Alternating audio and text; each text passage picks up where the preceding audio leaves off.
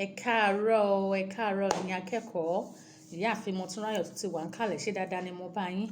Àjíire bí ṣàlàáfíà la wà. Ó dáa. Lénìí nínú ẹ̀kọ́ èdè Yorùbá a máa ṣe ìwà ọmọ rere. Ìwà ọmọ rere. The behavior of a good child or the character of a good child. Ìwà, behavior. Ìwà, behavior. Ọmọ rere, good child. Ọmọ rere, good child. Ìwà ọmọ rere. Kí ni àwọn ìwà ọmọ rere? Ọmọ rere kì í purọ́. Ọmọ rere kì í jalè. Ọmọ rere kì í ṣọ̀lẹ. Ọmọ rere kì í jà. What am I saying? Purọ́, to tell lies. Purọ́, to tell lies. Jalè, to steal. Jalè, to steal. Ṣọ̀lẹ, to be lazy. Ọ̀lẹ, laziness. Jà, to fight. Jà, to fight. Ọmọ rere kì í purọ́. Ọmọ rere kì í jalè. Ọmọ rere kì í ṣọ̀lẹ. Ọmọ rere kì í jà. A good child does not steal. A good child does not fight. A good child does not tell lies. Àwọn nǹkan tá máa fi mọ ọmọ rere ni. Ọmọ rere máa ní ìwà ìrẹ̀lẹ̀. A good child is always humble. Humble, ìwà ìrẹ̀lẹ̀. Ìrẹ̀lẹ̀, to be humble. Ìrẹ̀lẹ̀, to be humble. Let me come again. Ọmọ rere kì í purọ́. Ọmọ rere, good child. Kì í purọ́, doesn't tell lies. Purọ́, to lie. Ọmọ rere kì í jalè. Jalè, to steal. Ọmọ rere kì í ṣọ̀lẹ. Ṣọ̀lẹ, to be lazy. Ọmọ rere kì í jà. Jà, to fight. Jà, to fight. Àwọn nǹkan tí ọmọ rere kì í ṣe ní. Ọmọ rere kẹ̀dẹ̀rẹ́ máa ń ní ìwà ìrẹ̀lẹ̀. Ọmọ rere máa ń ní ìwà ìrẹ̀lẹ̀. A good child is always humble.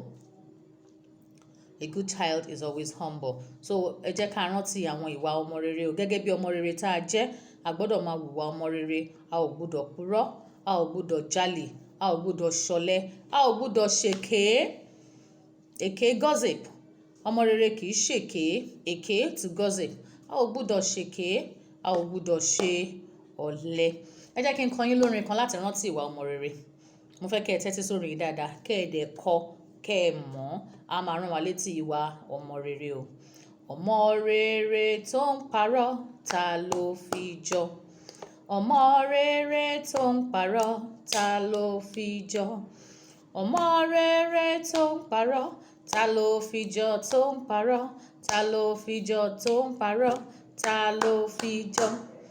Ọmọ rere tó ń ṣèké, ta ló fi jọ? Ọmọ rere tó ń ṣèké, ta ló fi jọ? Ọmọ rere tó ń ṣèké, ta ló fi jọ tó ń ṣèké? Ta ló fi jọ tó ń ṣèké? Ta ló fi jọ?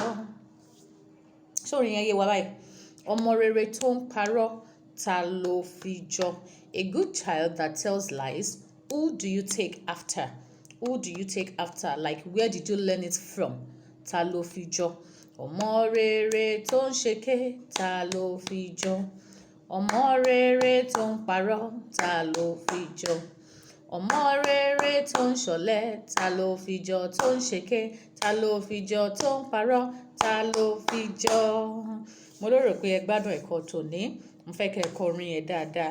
Àwọn ọ̀rọ̀ wo la kọ́ nínú ẹ̀kọ́ yìí lónìí? Ọmọ rere, good child. Ìwà, behavior. Parọ́, to tell lies. Ṣèké, to gossip. Ṣọ̀lẹ, to be lazy.